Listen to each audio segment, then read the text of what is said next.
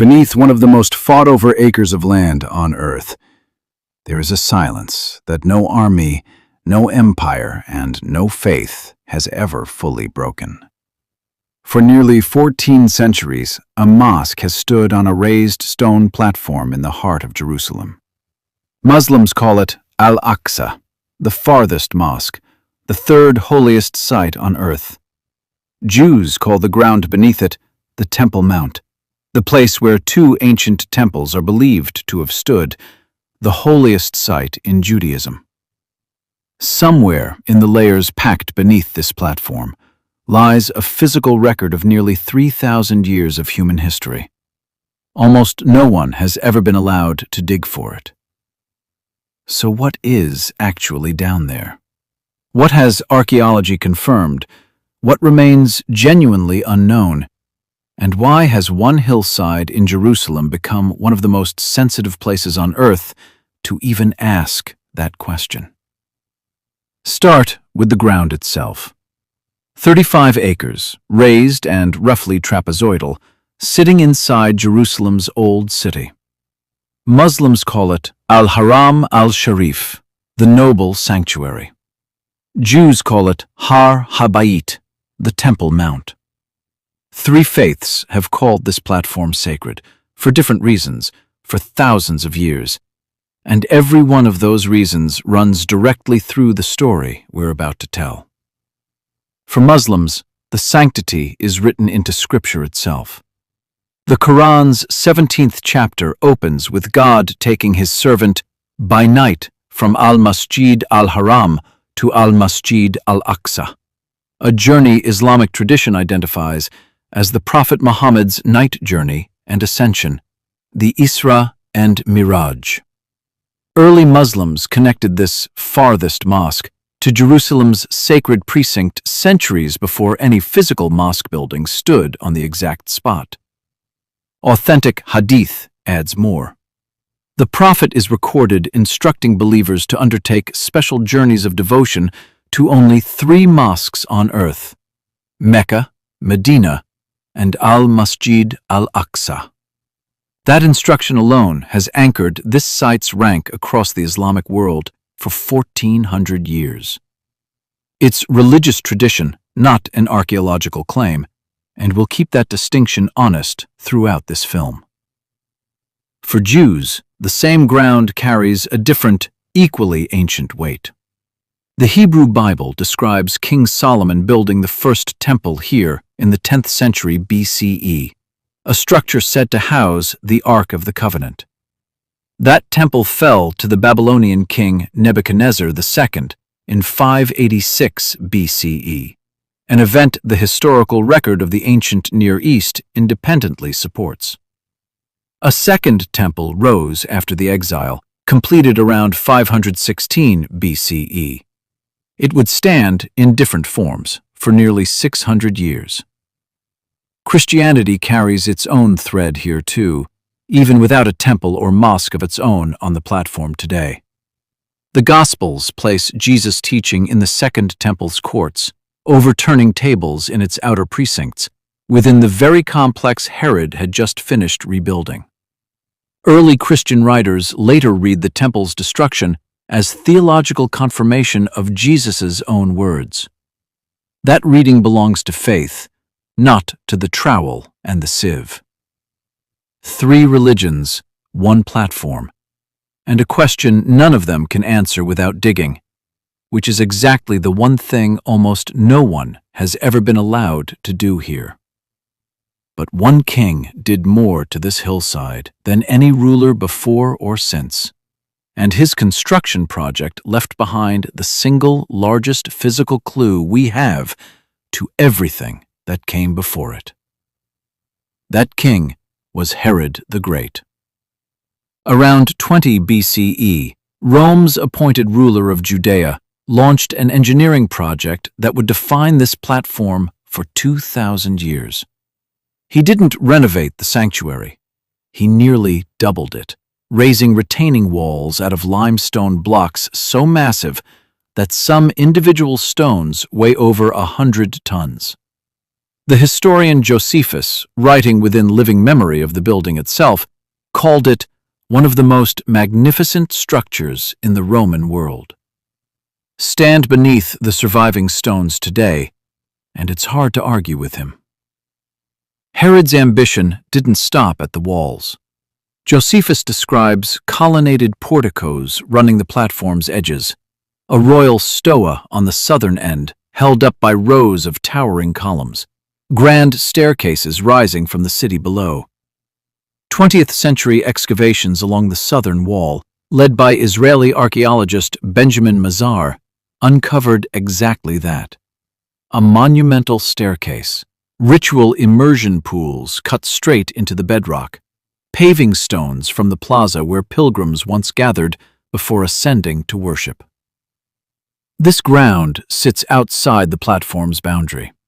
It has been dug, and what it revealed matches Josephus's description with striking precision. One artifact from this excavation deserves a closer look because it is as close as archaeology has come to holding a piece of the temple's own security perimeter. A second, more fragmentary copy surfaced later. The more complete inscription sits today in the Istanbul Archaeology Museum. Ancient text, physical stone, matching letter for letter across 2,000 years. Sections of Herod's own retaining walls still stand in plain sight, forming what the world now calls the Western Wall, Judaism's holiest place of prayer. These are not replicas. Archaeologists dating the masonry by its drafted margins and stone size have consistently placed the lower courses in the Herodian period. It remains one of the best preserved pieces of monumental Second Temple architecture anywhere on Earth. So, a massive religious platform stood here in the 1st century.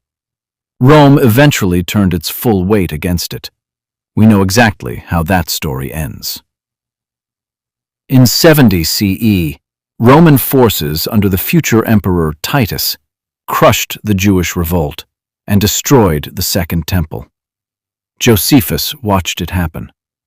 The Arch of Titus, still standing in Rome today, shows Roman soldiers carrying looted temple treasures, including what appears to be a menorah, through the streets of the capital. A monument in one city, confirming the fall of a temple in another, nearly 2,000 miles away.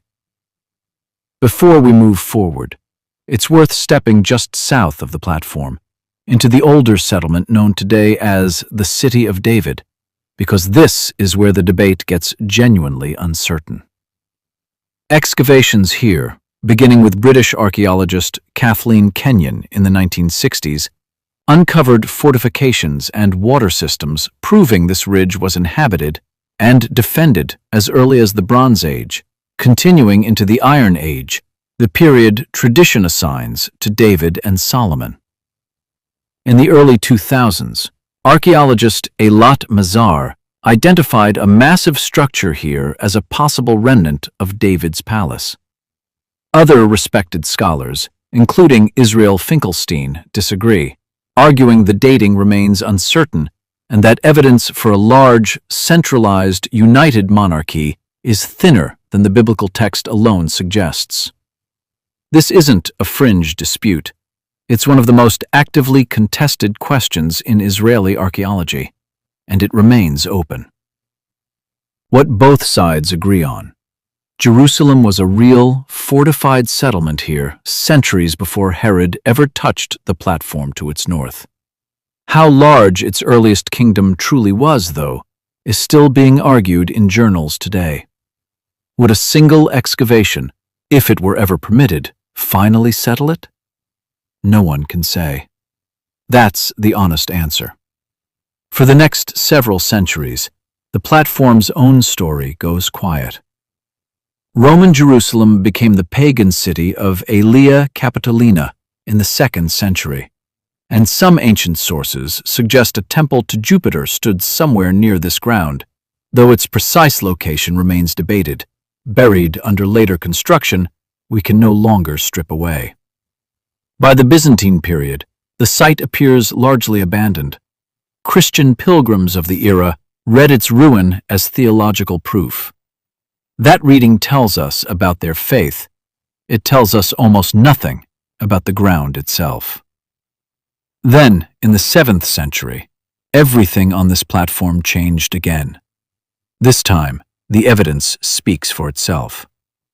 Following the Muslim conquest of Jerusalem in 637 CE, under the Caliph Umar ibn al-Khattab, early sources describe him personally clearing the site's debris and establishing it for Muslim prayer.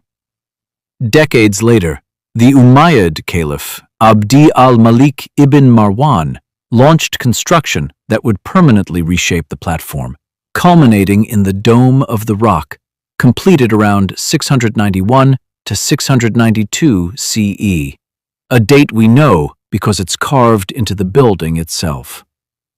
Al-Aqsa Mosque proper rose nearby in stages, damaged and rebuilt more than once by earthquakes over the centuries that followed. That inscription inside the Dome of the Rock is worth pausing on, because it is not tradition passed down through later writers. It is carved stone, still in its original place, bearing a date scholars can read with their own eyes. It anchors early Islamic monumental construction on this exact platform to the final decade of the 7th century. Hard ground truth in a story where certainty is rare. Now we reach the question this entire film has been circling. What has archaeology actually found beneath this platform? And why is the honest answer shorter and far more restrained than most people expect? Here is the fact that shapes everything else. The platform itself has never been the subject of a full, systematic modern excavation. Not from lack of interest. The site remains an active place of Muslim worship, administered by the Jordanian-run Islamic Waqf, and any large-scale dig on the platform carries enormous religious and political risk. Much of what we know comes not from digging into the platform, but from the ground around its edges, from ancient texts, and from a handful of accidents. That doesn't mean we know nothing. It means what little we know has been assembled carefully, and sometimes controversially. Along the Western Wall's base, Israeli archaeologists have run tunnel excavations since the 1970s, uncovering a Herodian street beneath the wall's foundation, complete with shops and drainage channels, along with Wilson's Arch and remnants tied to Robinson's Arch, once a monumental staircase leading pilgrims up to the platform above. It's some of the most detailed confirmation available anywhere of Herod's original ambition.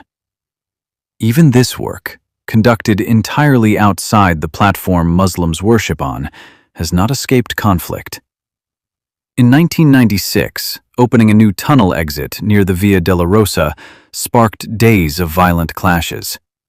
Archaeology and politics in Jerusalem rarely stay separated for long. What about beneath the platform itself, where the mosque and the Dome of the Rock actually stand? This is where the evidence runs thin, and where a documentary claiming certainty would be lying to you.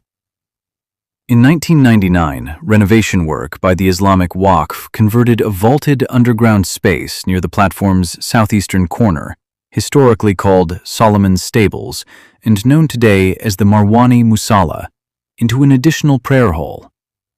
The soil and debris removed during that work went, controversially, without archaeological supervision, trucked away, and dumped in the nearby Kidron Valley.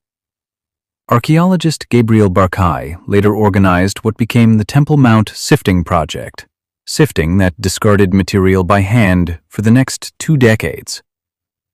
What they found was real. Pottery, coins, arrowheads, material spanning the Bronze Age through the Ottoman era, including pieces linked to the First Temple, Second Temple, and early Islamic periods. But here's the caveat that matters most. Because this material left the ground without controlled excavation, without recorded stratigraphy, archaeologists cannot say precisely where in the platform any single object came from, or what layer it belonged to. The objects are genuine, The story they could have told was lost the moment they left the soil. This one episode captures the tragedy at the center of this entire subject. Beneath this platform may lie some of the most important undiscovered evidence in the ancient Near East. And because of the site's unmatched sensitivity, it may remain exactly where it has rested for centuries, present but unexamined. One point deserves total clarity, because this is where online claims drift furthest from real scholarship. The absence of excavation on the platform does not mean an absence of evidence for the temples themselves. Biblical text, Babylonian and Roman records, Josephus, the Herodian walls still standing, the Arch of Titus, and extensive excavation just south of the platform in the city of David all converge to support these structures once standing at this location. What has never happened is a controlled dig confirming their precise physical remains beneath the current buildings, because that dig has never been permitted. Claiming total proof or claiming total absence both misrepresent where the real evidence stands. Some work has still happened beneath the platform's own structures, quietly, and it deserves mention. The Double Gate Passage, a Herodian-era corridor beneath the platform's southern end, preserves original decorated domed ceilings, studied by scholars with special permission. Multiple ancient cisterns beneath the platform, some far older than the current mosque, have been surveyed across the past 2 centuries, offering limited but genuine data about the water systems running beneath the ground every visitor walks across today. Most of what we know about these hidden spaces comes from surveys over a century old.